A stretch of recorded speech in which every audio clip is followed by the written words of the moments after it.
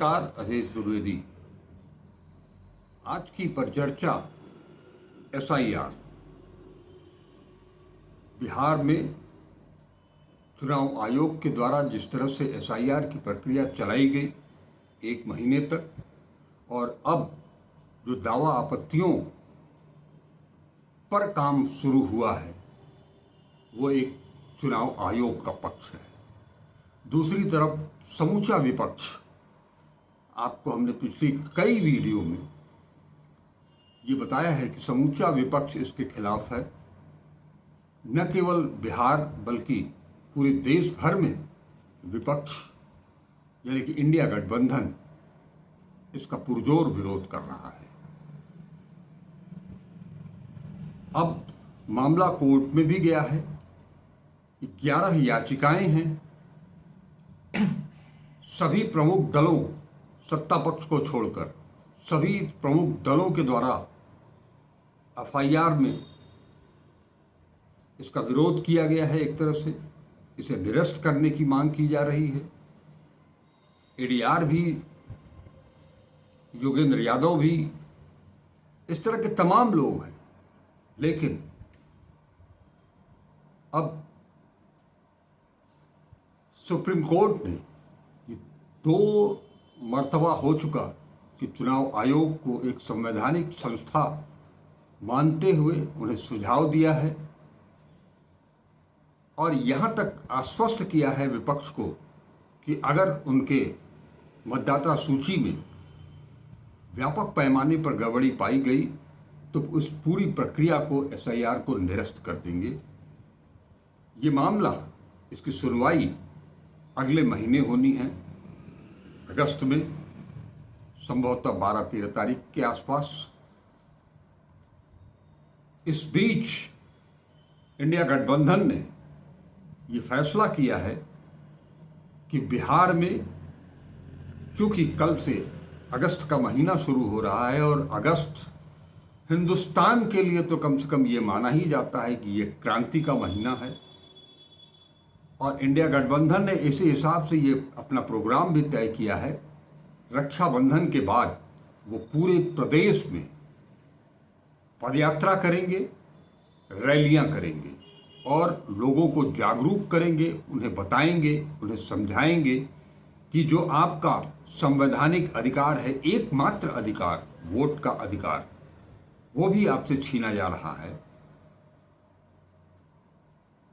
इस मुद्दे पर ही आज हम चर्चा करने जा रहे हैं और सामने हमारे अमृत कुमार जी हैं, जो कि जाना पहचाना चेहरा है हमारे यूट्यूब के दर्शकों के लिए। तो हम चर्चा की शुरुआत करते हैं। अमृत कुमार जी, आपका बहुत बहुत स्वागत है। इस चर्चा को शुरू करते हुए आपसे ये जानना चाहेंगे कि ये एसआईआर की जो प्रक्रिया है, जिसको लेकर के विपक्ष आंदोलित है पहले दिन से, मामला सदन में इस पर चर्चा हो, इसको लेकर के भी काफ़ी कुछ हंगामा हुआ। संसद परिसर के भीतर धरना प्रदर्शन का दौर लगातार चल रहा है। जिस दिन ऑपरेशन सिंदूर पर बहस शुरू होनी थी, उसके ठीक पहले तकरीबन 2 घंटे तक विपक्ष ने एसआईआर पर चर्चा करने के लिए जबरदस्त हंगामा किया, जिसके चलते 2 बार कार्यवाही स्थगित करनी पड़ी। अभी भी वो विरोध प्रदर्शन इंडिया का संसद परिसर में जारी है। क्या कहेंगे? देखिए, इंडिया गठबंधन भी अब पूरी तरह से ये मान गया है कि अब यह लड़ाई जो है, तानाशाही के विरुद्ध लड़ाई जो है, संसद पर्याप्त नहीं है। इसका उदाहरण अभी जो चर्चा हुआ भी, वो भी महत्वपूर्ण मुद्दा था।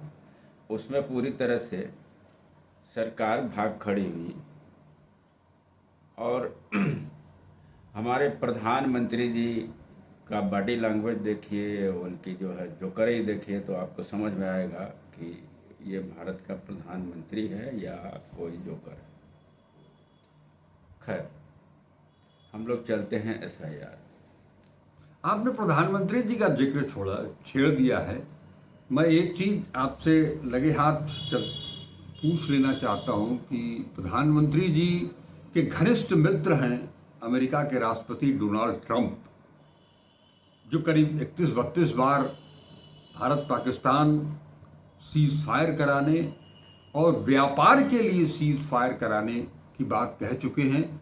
उन्होंने व्यापार समझौते के तहत टैरिफ भी लागू कर दिया है 25% और साथ में पेनाल्टी भी।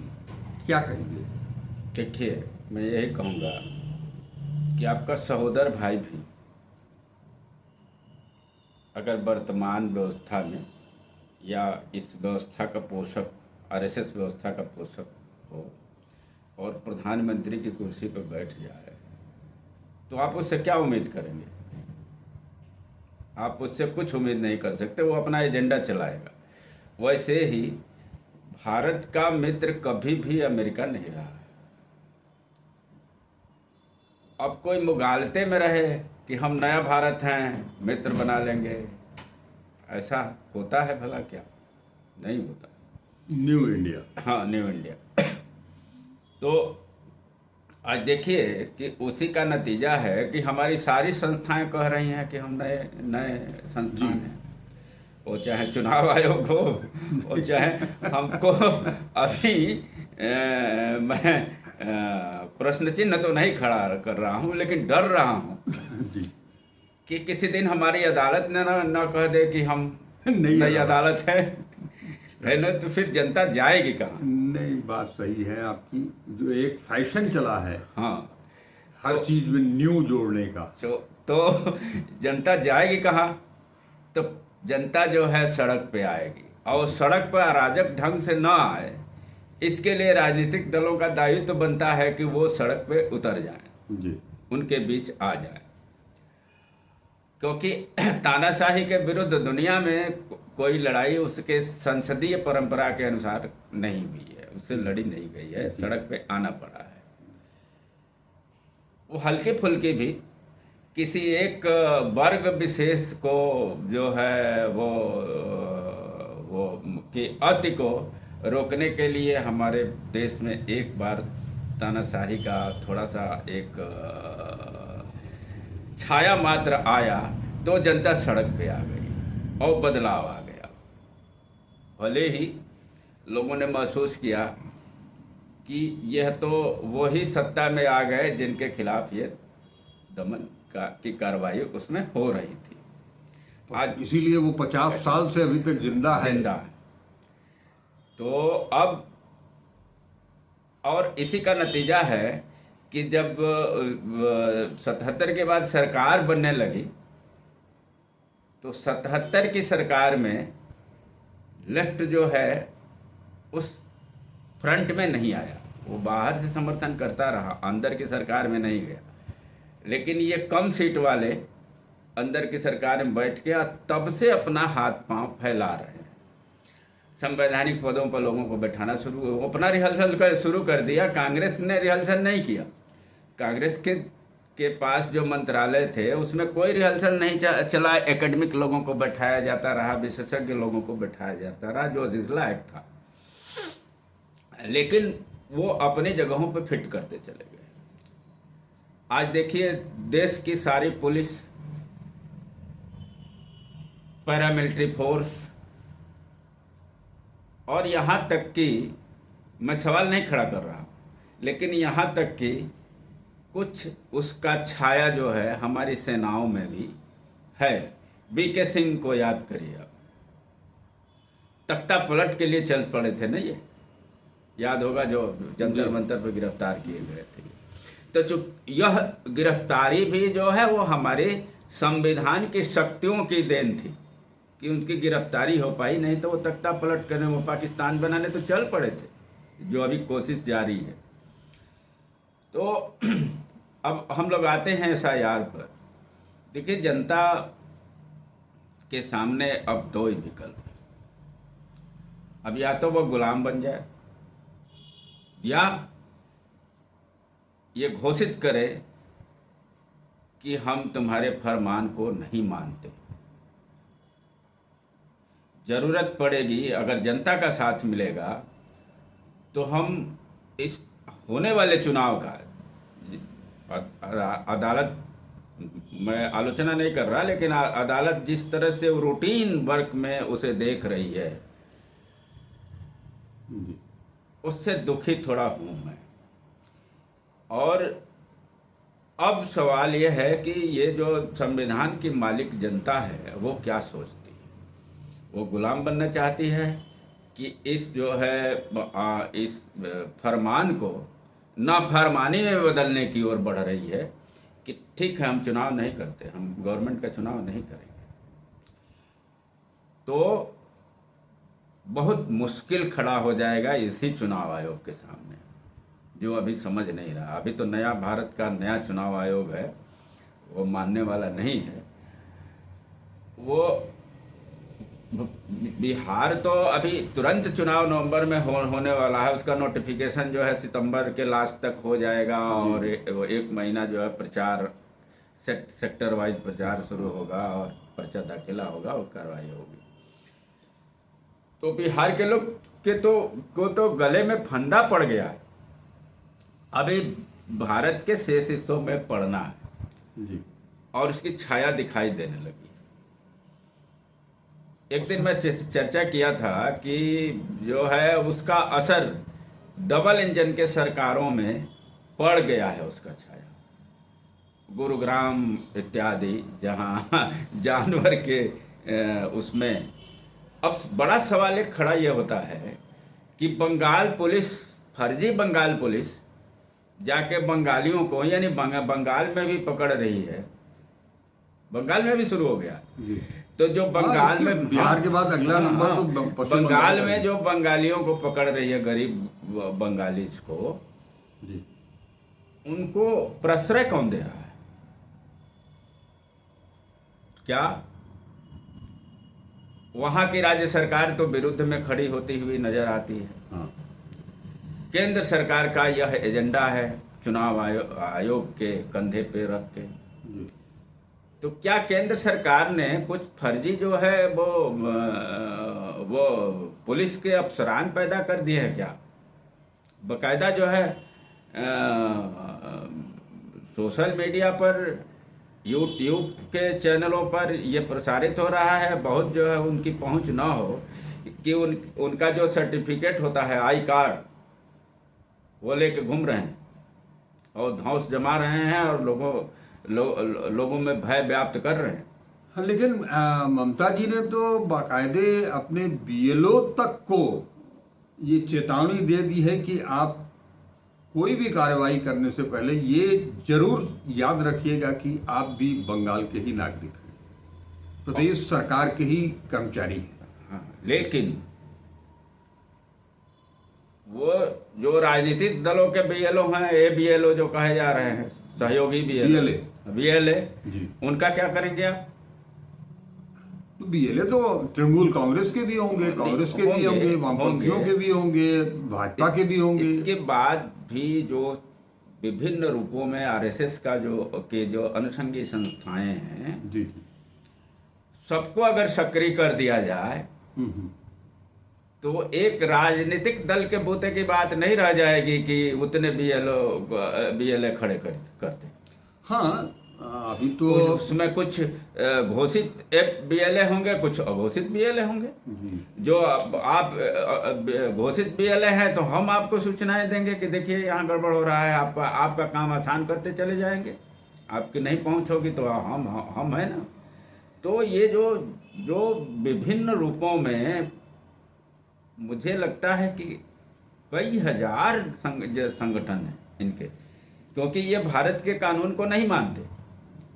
अगर भारत के कानून को मानते होते तो आरएसएस का पंजीकरण होना चाहिए था। आप कोई भी छोटी सी ऑर्गेनाइजेशन चलाने के लिए पंजीकृत करते हैं तो इसका मतलब अपने को आबद्ध करते हैं भारत के कानून के हवाले, है ना। लेकिन वो कहाँ करते। तो ये एक बड़ा संकट है और यह संकट हल होगा जमीन पर। यह संकट न्यायालय में नहीं हल हो सकता। आप कानून की बात कर रहे हैं, बड़ी मजबूरी में जो है वो दिल पर पत्थर रख करके उन्होंने तिरंगा भी फहराया हाँ अपने हाँ हाथों से। हाँ तो लेकिन इस बात को समझना पड़ेगा, क्योंकि आम जनता अभी अपनी रोजी रोटी से परेशान है। और जो लोअर मिडिल क्लास है, अपर मिडिल क्लास की बात छोड़िए, वो तो अभी मस्ती में है, लेकिन जो लोअर मिडिल क्लास है उनके उनको उनका मशीनीकरण कर दिया गया है, वो दूसरे की तरफ ध्यान ही नहीं दे रहा है। अब देखेंगे कि जिस शहर में हम लोग रहते हैं वो शहर गांवों का शहर है, इसके बाद भी जो क्या वो हम लोगों के समय की जो अड़ियाँ हैं, बैठकी हैं, वो हैं, वो सब तो खत्म खत्म हो गई। तो उसके खत्म होने के दुष्परिणाम भी तो आएंगे, क्योंकि हमारे पास समय नहीं है कि हम कहीं बैठ के समय दें, बातचीत करें, एक दूसरे को की सूचनाओं से लैस हों। क्योंकि जो सामने वाला बेवकूफ़ भी है जिसे हम समझते हैं, वो कुछ आएगा, उसके पास कुछ सूचना रहेगी, कुछ सीखने की चीज़ रहेगी। जी जी। तो सीखना और सिखाना हम लोगों ने बंद कर दिया है। और यह जो है, ये जो कारपोरेट पूंजीवाद का जो स्वरूप होता है वो बिल्कुल चरम पे है। हम ही लोगों ने नहीं बंद कर दिया है सीखना सिखाना, सरकार जबरदस्ती उस चीज को बंद करवा भी रही है, स्कूल बंद करके। उसका तो एजेंडा है, वो तो गुलाम पैदा करे, वो तो शुरू से गुलाम पैदा जी। कि गुलाम ही पैदा हो। अब उनको जो है कोई सूचनाएं ना हो तो गुलाम ही पैदा हो। इसके लिए स्कूल अभी तो एक आजमगढ़ का एक विद्यालय को वो किया जा रहा है, प्राइमरी स्कूल का, और फुली एयर कंडीशन है, बागवानी अच्छी है, मैदान अच्छे हैं उसके, और वो मॉडल स्कूल कहा जा रहा है। हमने जब पता लगाया कि क्या यह स्कूल है, तो लोगों ने कहा कि नहीं। तो वो स्टूडियो में स्कूल पैदा कर लिया गया, स्टूडियो में फिल्मा दिया गया और फिल्म बन के आ गई। वो हमारी सरकार जो है, हमको लगता है कि उसे सर्व शिक्षा अभियान या स्कूल चलो अभियान में ये कहने के लिए कि हम पीछे नहीं हटे हैं, लोग पढ़ने नहीं है। वो चाइनीज झालर की तरह हाँ, चमका दिया, चाइनीज झालर की तरह चमका दिया है। तो वो चमका दिया है। हम आजमगढ़ के एक वकील साहब से पूछे कि वकील साहब, ये आपके गांव के आसपास का मामला लगता है। कहे कि हाँ, ये आपको कहाँ से मिला? हमने कहा कि किसी कांग्रेस के ही किसी पुराने साथी ने भेजा हमको। तो बल्कि उनसे हमने कहा कि कहीं आप जो है संघ के प्रचार के का जो है वो तो नहीं बन गए, टूल तो नहीं बन गए। हम वो जौनपुर के पुराने सांसद के बेटे हैं, अच्छा, जो कांग्रेस के हुआ करते थे, और रिटायर्ड गार्ड हैं, और उनके घर में कानूनविद भी हैं, मेडिकल साइंस के लोग भी हैं, और जजेज भी हैं। नहीं, वो काफ़ी पढ़ा लिखा परिवार है। तो कहे कि नहीं भैया, हमको तो इसलिए खुश होके भेजे कि आपने कल आप कहीं चर्चा कर रहे थे यूट्यूब पर कि विद्यालय बंद किए जा रहे हैं, तो ऐसा भी हो रहा है, विद्यालय खोला जा रहा है। हमने कहा किसी भ्रम में न मत रहिए और कहीं और मत पालो। उनसे आपने पूछा नहीं कि उन्होंने खुद वो स्कूल देखा है क्या? नहीं देखा है। भौतिक सत्यापन किया है? वो बेचारे बहू की और बहू के बेटे की सेवा में लगे हैं। उनकी बहू जो है इस समय अमेठी की जज है। तो अभी हाल ही का बच्चा हुआ है, तो स्वाभाविक है कि सास ससुर की जिम्मेदारी बढ़ जाती है। तो ऐसे में सास भी नहीं है उस बच्ची की, तो ससुर जी ही हैं, वही सास की भूमिका निर्वाह कर रहे हैं। उनके पास फुर्सत कहाँ है? उससे पहले वो रेलवे की। हाँ, चलिए, माने ये हम लोग थोड़ा सा विषयांतर किए। हम वो बातचीत के सिलसिले में चूंकि आ गया था कि आपने कहा कि वो सीखने सिखाने की और वो परंपरा धीरे धीरे लुप्त होती जा रही है। हमने कहा, उसी पर मैंने कहा था कि ये तो सरकार खुद ही उसको पूरी तरह से लुप्त तो हो रही है, तो उसको उस पर मट्टी डालने का भी काम कर रही है। हाँ बिल्कुल, मिट्टी डाल ही रही है, वो दिखाई दे रहा है। जी। और मिट्टी को कब्र में बदलने का जो एजेंडा है उसने दिखा दिया बिहार में। जी जी जी।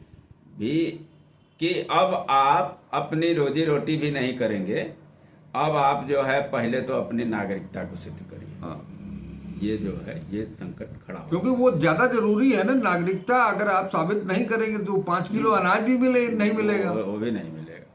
उस पर भी संकट आ गया उस पर भी संकट आ गया। जो गरीब आदमी को मिलता भी था थोड़ा बहुत, हाँ, वो भी नहीं मिलने वाला है। इस लालच में वो था कि 5 किलो मिल रहा है। मैंने सरकार के पास अब उतना धन बचा नहीं है कि वो गरीबों को जो छाती ठोक करके कहते थे कि हम मुफ्त का खाना खिला रहे हैं, वो भी अब नहीं कह पाएंगे देखिए, ऐसा करके। सरकार के पास तो इतना पैसा है जी, कि सरकार के अगर अंग हैं आप, उनके जो है मतलब फॉलोअर हैं और किसी भी रूप में हैं, तो आप पैसा लूटिए ना जनता का। वो लूट के भागिए यहाँ से, सुरक्षित भगा भी रही है इसी भी, है ना। जी, जी। आप खुद भी, हमारे प्रधानमंत्री ने कई सभाओं में ये कहा है कि मैं तो झोला उठा के निकल पड़ूंगा जी। फकीर हैं वो। हम फकीर हैं। तो लेकिन क्या क्या है, वो फकीर भी हैं, वो नॉन बायोलॉजिकल भी हैं, वो सीधे परमात्मा के अंश भी हैं, प्रधानमंत्री भी हैं। ये हर तानाशाह का यह तरीका है कि हमसे कोई सवाल ना किया जाए। फकीर हैं तो फकीर से अपनी जो है समस्या लोग रखते हैं इस उम्मीद से कि ये फकीर पूरा कर देगा। फकीर जो है झाड़ फूक कर देता है। एक नारा हम लोगों ने इसके पहले भी सुना था, राजा नहीं फकीर है, देश की तकदीर है। वो विश्वनाथ प्रताप सिंह जी जी जी जी, वो जेब से चिट्ठ निकालते थे और निकालने के लिए का उपक्रम करते थे। वो चिट्ठ उनके जीते जी आज निकला नहीं, लेकिन एक बड़ा स्कैंडल उन्होंने कांग्रेस के लिए खड़ा जरूर किया। देखिए, जब जब किसी चीज से जनता थोड़ी ऊब रही होती है, उसको समझ में नहीं आता है कि सरकार हमारी क्या कर रही है, क्योंकि वो दौर जो है एक समझदारों का दौर था। और उसी डाल का एक बंदर जो है बाहर आके अगर ये बोलता है तो कि जो है ये उस डाल पे जितने बैठे हुए लोग हैं सब इस तरह के हैं, जी जी, तो लोग भरोसा करते हैं। हाँ, और हमें ध्यान रखना चाहिए कि बीपी सिंह की आलोचना करते समय एक सावधानी बरतनी चाहिए कि बीपी सिंह आए तो जरूर बदलाव के लिए, हाँ, लेकिन जब वो बदलाव होते हुए इस व्यवस्था में, संसदीय परंपरा की व्यवस्था में देख नहीं पा रहे थे, जी, तो उन्होंने दोबारा जब कोशिश की गई, उनको ढूंढा गया कि प्रधानमंत्री बन जाए, तो वो भूमिगत जैसे हो गए, क्योंकि वो समझ चुके थे कि हम इस रास्ते जो है जनता का भला नहीं कर सकते। वो आंदोलन का ही रास्ता है। वो आदमी अंत में भी, आपको बनारस में मैं याद दिला दूं कि लगातार 4 महीने तक एक आंदोलन चला था। हरित बेल्ट को जो है यूनिटेक कंपनी को दिया जा रहा था। वह आदमी एक तरफ 4 घंटा जो है कष्ट सहता था और 5वें घंटे जो है बनारस में हाजिर हो जाता था। वह आदमी दिल्ली की झुग्गी झोपड़ियों के लिए लड़ा, शिद्दत से लड़ा, बल्कि दिल्ली से झुग्गी झोपड़ियों से लड़ने वाला जो एक बाद में पैदा हुआ, वो बाद में पैदा होने वाला बहुरूपिया रहा। वो बहुरूपिया जो है थाली में सजा के फिर वापस कर दिया भाजपा को। वो खैर, हम लोग अपने मुद्दे पर आते हैं, SIR की तरफ। और हम ये जानना चाहते हैं कि आखिर इंडिया गठबंधन ने जो ये फैसला लिया है पदयात्रा करने का, बिहार को मतने का, ठीक लगभग जैसा बताया जा रहा है कि जो इन्होंने लोकसभा चुनाव के पहले भारत जोड़ो न्याय यात्रा की थी, उस लगभग उसी तर्ज पर राहुल गांधी और तेजस्वी यादव, दीपांकर भट्टाचार्य, और यहाँ तक कहा जा रहा है कि इसमें जो अभी जो चर्चा चल रही है, जो चीज़ें आ रही हैं कि उसमें अखिलेश यादव भी आएंगे, उसमें ममता बनर्जी भी शामिल होंगी, और कोशिश ये है कि 9 रक्षा बंधन के बाद ये प्रक्रिया शुरू करने जा रहे हैं और ये अंत तक, माने चुनाव तक ये सब कुछ इसी टेम्पो को मेंटेन करते हुए आगे बढ़ेंगे। इससे 9 कुछ- अगस्त जो है ऐतिहासिक दिन है। जी, वो क्रांति दिवस है, हाँ, क्रांति दिवस है। क्रांति दिवस है। और वहीं से तो हमारी बहुत सारी चीजें एक साथ निकली निकलती हुई हैं, हैं। जिसमें आप क्विट इंडिया मूवमेंट भी उसी में है, करो या मरो भी उसी में है, भारत छोड़ो भी उसी में है। तो वो सारी चीजों को लेकर के, जैसे शुरुआत में मैंने कहा ही कि अगस्त का महीना कल से शुरू हो रहा है, और अगस्त कम से कम भारत के लिए एक क्रांतिकारी महीना है। जी, और उसका असर पड़ेगा जी। अगर राजनीतिक दल पूरे शिद्दत से नीति और नियत के साथ जी, उतरते हैं मैदान में। हाँ हाँ, तो लाख इनकी कोशिश के बाद, लाख वोट की चोरी के जुगाड़ करने के बाद भी जी जी, वहाँ जो है एनडीए की गवर्नमेंट नहीं बनने वाली, ये तय है। अच्छा एक चीज बताइए, हम आम जनता के रूप में उनकी बातों को, जैसे इन्होंने बताया कि 65-66 लाख मतदाता सूची से बाहर हो गए, हम इन्हीं की बात मान लें कि वो फर्जी थे। इस तरह से हो सकता है कि अगस्त भर जब ये स्क्रूटनी का काम करेंगे तो 50-60 लोग और मिल जाएं। जो 50-60-65 इन्होंने निकाला है, हाँ। उसमें से कुछ अंदर भी आ सकते हैं, और जो बाहर है वो भी अंदर तो देखिए बोगस वोट आएगा, जो हाँ। भाजपा के हित वाला वोट होगा। बाहर वो जाएंगे, गरीब के वोटों का तो बहिष्कृत कर ही देना है उनको। नंबर 2, इन्होंने जो छुपाया है कोरोना का काल का मृत्यु का आंकड़ा अब तक, जी जी, या तो इनको बताना पड़ेगा अब साहब कि, या जनता ही बताएगी। जब हम राजनीतिक दल वहां उतरेंगे मैदान में, तो जनता ही बताएगी कि फला व्यक्ति तो कोरोना में मर गया था, तो भी उसका नाम चल रहा था, है ना। तो अगर ऐसे लोगों का नाम डिलीट हुआ है तो वो भी ट्रेस हो जाएगा कि जो मृत्यु दर छुपाया गया था कोरोना में, इस सरकार ने छुपाई थी, वो ये है। बहुत सी चीजें साफ होनी है इसमें। तो और यह जो है एक्सरसाइज आपको पूरे देश में करना होगा। अब ये नहीं देखना है कि यहाँ चुनाव होगा, जैसे चुनावी मोड में हमारे प्रधानमंत्री जी और सरकार रहती है, वैसे ही इंडिया गठबंधन को उतरना पड़ेगा चुनावी मोड में, क्योंकि 2 साल बहुत बड़ा समय नहीं है इसके लिए। और लगता है जो जनता का दबाव है, जो जनता का दबाव है और राजनीतिक दलों का साख खतरे में है, इस साख को बचाने के लिए हमारे इंडिया गठबंधन के सारे राजनीतिक दल एक सुर से, एक जो है साथ यह कार्यक्रम को लक्ष्य तक पहुंचाएंगे, हम ये उम्मीद भी कर रहे हैं। नहीं, हमने इसलिए पूछा कि पिछली बार आपने कहा था कि हो सकता है कि इंडिया गठबंधन चुनाव का बहिष्कार भी कर सकता है, हो सकता है कि संसद में जितने विपक्षी सांसद हैं इंडिया गठबंधन के, वो सामूहिक इस्तीफा भी दे सकते हैं। तो ऐसी ये परिस्थितियां बनती हुई दिख रही हैं। जी जी, हम भी मान लीजिए एक अंदाजा लगा रहे हैं। हाँ, क्योंकि जो संसद में बैठे हुए लोग हैं, बैठ रहे हैं, उनकी एक अलग बैठकें बराबर होती रहती हैं। हाँ, वो ज़्यादा समझ रहे हैं कि हमको जो है कल सवेरे क्या करना है। जी जी जी।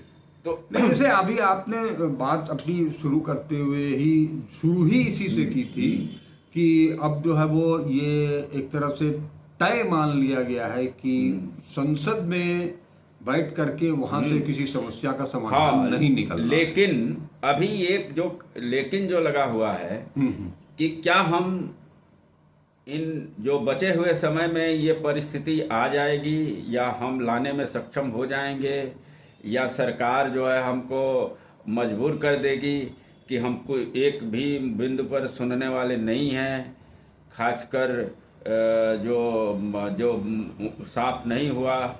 अब आप देखिए कि जिस इशू को सरकार ने लिया, सिंदूर ऑपरेशन को लिया, सिंदूर, उसमें कश्मीर जो सबसे ज़्यादा इसमें विक्टिम है, उसका नाम ही नहीं है। उसका नाम ही पहलगाम की चर्चा ही कहीं नहीं हो रही है, उसको इग्नोर कर दिया गया है। जिस कश्मीर ने हमारे उन परिवारों को सुरक्षित अपने गंतव्य को वापस जाने का तरीका बताया, अपनाया, उनको रखा, उनके साथ खड़े हुए कि आप अकेले नहीं हैं। हाँ, आइए आइए, हम सबको सारी सुविधा है, सुरक्षा है, आप अपने घर में हैं, हाँ, है ना। लेकिन हम उन कश्मीरियों की बात कब करेंगे? ये सबसे ये मसला जम्मू कश्मीर के मुख्यमंत्री ने उस दिन उठाया था, जिस दिन ये ऑपरेशन सिंदूर पर बहस शुरू हुई, कि बहस तो पहलगाम पर होनी चाहिए थी, शुरुआत तो वहां हुई, आखिर ऑपरेशन सिंदूर की तो नौबत ही नहीं आनी चाहिए थी। अगर हमारा सुरक्षा तंत्र, हमारा खुफिया तंत्र अगर मजबूत होता, उसको सारी सूचनाएं होती और वो घटना नहीं घटती, तो ऑपरेशन सिंदूर क्यों होने जाता? देखिए, खुफिया तंत्र में तो दोष नहीं है, ये मैं क्लीन चिट दे रहा हूँ। खुफिया तंत्र में दोष नहीं है, यह मालूम था, तभी ये बात खुल के आ भी रही है कई जगहों में कि कोई बातचीत होती थी हमारे गृह मंत्री से, तो गृह मंत्री ने कहा कि दबी जबान से कि भाई अभी कश्मीर तो जाने लायक नहीं है। हाँ, ये राज्यसभा में कांग्रेस के अध्यक्ष और नेता प्रतिपक्ष ने जो है वो उन्होंने सवाल भी उठाया है कि ये जानने की कोशिश की है कि जब उस 22 अप्रैल के 3 दिन पहले प्रधानमंत्री को वहां जाना था और वो उनका कार्यक्रम कैंसिल किया गया सुरक्षा कारणों से, तो जब उनका कार्यक्रम कैंसिल किया गया और ये इनपुट आपको मिल गया कि वहां हालात कुछ ठीक नहीं हैं, कुछ भी हो सकता है, तो उन 26 लोगों को या बैसरन में जो 1000-1500 लोग गए थे, उनको क्या उनके हालात पर छोड़ दिया गया था भगवान भरोसे? बिल्कुल छोड़ दिया गया था। और एक इधर का डेवलपमेंट ये है कि उन पर तो कोई चर्चा ही नहीं कर रहा। हाँ। आप यह देखिए कि ये 3 को खोजने के चक्कर में आपने निर्दोष जो है छात्रों को उठा लिया है, कश्मीरी छात्रों को उठा लिया है। वो तो उसी समय से उठा रहे थे, हाँ, पूरे देश भर से। हाँ, नहीं वहां भी, हाँ, खासकर उस इलाके से जी जी जी, है ना। हाँ। उनके परिवार वाले, घर वाले लोगों की मदद कर रहे हैं, उनके घर से ही लोगों ने उठा लिया। जबकि पूरा कश्मीर, पूरा पहलगाम घाटी, पूरी उस घटना के बाद से पूरी घाटी ही नहीं, वहाँ की जो है विधानसभा ने पहला यह काम भारत सरकार को संसद बुला के करना चाहिए था कि जिम्मेदारी लेनी चाहिए थी कि हम पूरी संसद जिम्मेदारी लेती, वो उसमें सरकार अलग नहीं है, जिम्मेदारी लगती कि भैया हम दोषी हैं और हम इसके निराकरण में आगे बढ़ेंगे, कोई कदम पीछे, एक कदम भी पीछे नहीं हटेंगे। जी बिल्कुल ठीक है। वहाँ की सरकार भी बिल्कुल जो है वो एलजी की सरकार है, एलजी ने भी संभवतः, मुझे सुनने में आया है, मैं वो नहीं कह सकता, लेकिन सुनने में आया है कि एलजी ने भी रिपोर्ट किया था कि सुरक्षा चूक हुई। उन्होंने स्वीकार किया है खुद कि हमारी वजह से ये घटना हुई है। हाँ, तो ये जब एलजी स्वीकार कर रहे हैं कि हमारी वजह से ये घटना हुई है, तो आपने कश्मीरी छात्रों को, नौजवानों को पुलिस हिरासत में लेते हुए, उनको जेल में डालते हुए, अभी उनके बारे में तो चर्चा ही नहीं आई कि उनको छोड़ा गया या नहीं छोड़ा गया।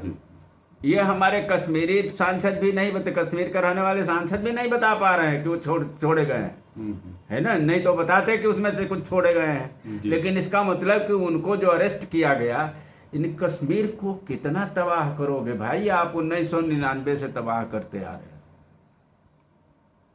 अब कितना तबाह करोगे? चलिए अब हम लोग फिर से एसआईआर पर आते हैं घूम फिर करके, क्योंकि देखिए इस समय अगर बात करेंगे तो 3 ही मुद्दे हमारे समझ से राष्ट्रीय मुद्दे हो चुके हैं: एसआईआर, पहलगाम और डोनाल्ड ट्रंप। देखिए, एसआईआर को अगर हटा दिए तो बाकी दोनों मसलों से जो है वो सीधे सीधे डोनाल्ड ट्रंप मैं जुड़े हुए हैं। मोटा मोटी ये कह रहा हूँ, एसआईआर को अलग नहीं कर रहा हूँ। नहीं, हम आपकी बात नहीं कर रहे हैं, नहीं, ये 3 हाँ। मुद्दे जो बताए मैंने, उसमें एसआईआर महत्वपूर्ण है, महत्वपूर्ण है। अति महत्वपूर्ण है। हाँ। लेकिन ये तीनों महत्वपूर्ण हैं। हमारी विदेश नीति, जी। जिसमें ट्रंप का नहीं, घुसपैठ, वही कह रहे हैं। हमारी घुसपैठ आंतरिक क्या है, हमारी कोई विदेश नीति है ही नहीं, नहीं है। आंतरिक नीति, जो उसको नीति ही कहेंगे ना, नया भारत का नीति है। जी जी जी। आंतरिक नीति, वो न्यू नॉर्मल है। न्यू नॉर्मल आंतरिक नीति, जी। और इसके बाद जो हमारी गवर्नमेंट का ये एजेंडा है कि गुड गवर्नेंस, ये गुड गवर्नेंस का नतीजा है कि कानून का हम उपयोग कम करेंगे, बहुत वो रहेंगे, लिबरल रहेंगे, और रोज जो है नाजायज तरीके से कानून का उपयोग करते हुए लोगों को गिरफ्तार कर लिया जाता है, लोगों को जेलों में सड़ाया जा रहा है, अभी भी सड़ाया जा रहा है। अब बहुत से ऐसे मिलेंगे आपको जो सुप्रीम कोर्ट में लंबित है, उन पर सुनवाइयाँ नहीं हो रही है, बहुत अपनी याचिका वापस ले रहे हैं। ये क्या मतलब है? ये मतलब ये है कि हमारे देश की जनता का न्यायपालिका पर से भी भरोसा उठ रहा है। कितने खतरे की बात है, जो हमारी संवैधानिक संस्था है। और इसके लिए जिम्मेदार कौन है? सरकार। इसके लिए जिम्मेदार सरकार है। अभी आज जजेज जो हैं, आज या कल में वहाँ अपने प्रोटेस्ट कर रहे थे, जो उनकी सीमाएं हैं, उनके यहाँ जो नियुक्तियाँ हुई थी वो रद्द कर दी। फिर मुकदमे कैसे देखे जाएंगे? हम चलते चलते, अब हमारा समय समाप्त, हम अपने समय से ऊपर जा रहे हैं। चलते चलते एक चीज पूछना चाहता हूं कि एक लाइन में अगर कहना हो कि आखिर इस समस्या का समाधान क्या है? इस समस्या का समाधान राजनीतिक संविधान दलों की, के पास है या नहीं है? केवल जनता को ही ये लड़ाई लड़नी पड़ेगी। यह जनता को लड़ाई लड़नी पड़ेगी, और जनता को कैसे लड़ाई लड़े उसका रास्ता राजनीतिक दलों को दिखाना पड़ेगा। जी, बहुत बहुत शुक्रिया अमृत कुमार जी। आपने बहुत व्यापक स्तर पर कई मोर्चों को शामिल करते हुए आपने अपने विचार रखे, इसके लिए आपको बहुत बहुत बधाई हो। और हम सब ये उम्मीद करते हैं, जैसा आपने बताया, कि आने वाला समय अगर इसी तरह से चलता रहा, न्यू नॉर्मल, तो वो न्यू नॉर्मल की इस देश को फिलहाल कोई ज़रूरत नहीं है, जहाँ तक मैं समझता हूँ। मुझे लगता है कि अमृत कुमार जी भी इससे सहमत होंगे। बिल्कुल सहमत। और जो संवैधानिक व्यवस्था है उसके तहत ही हिंदुस्तान चले, नागरिक भी यहाँ का यही चाहता है। उसका जो अपना एक अधिकार है, वोट का अधिकार, वो उसे कभी खोना नहीं चाहेगा। लिहाजा जब इंडिया गठबंधन एसआईआर के मुद्दे पर सड़क पर निकलेगा, सड़क से लेकर के पगडंडियों तक जाएगा, रैलियां करेगा, तो उसमें वो लोग भी बड़ी तादाद में शामिल हो सकते हैं जिनका वोट वास्तव में छीन लिया गया है या छीना जा रहा है। नमस्कार। आपसे एक अनुरोध कि वीडियो को देखें, कमेंट करें, ज़्यादा से ज़्यादा शेयर करें, और हो सके तो सब्सक्राइब भी करें। नमस्कार। अजय चतुर्वेदी।